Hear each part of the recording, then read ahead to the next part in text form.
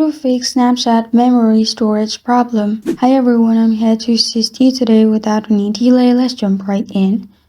First, open Snapchat on your device. Here, click on your profile picture at the top left. Then click on the gear icon at the top right corner of your screen. Here, simply scroll down and click on My Privacy and Data.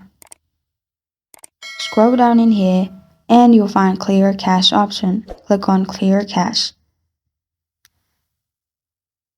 Press on Continue.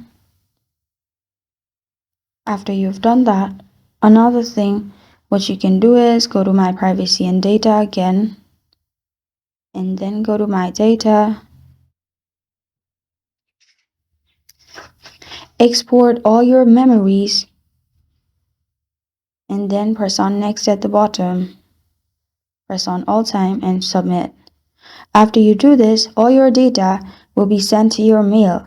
After you get everything in your mail, you can simply delete all the pictures from your app, which will decrease storage. And this is out of fake Snapchat memory storage problem. Thank you for joining me today. If this video helps you out, please leave a like and subscribe for more. Got a question or want to suggest a topic? Comment below. Thank you for watching.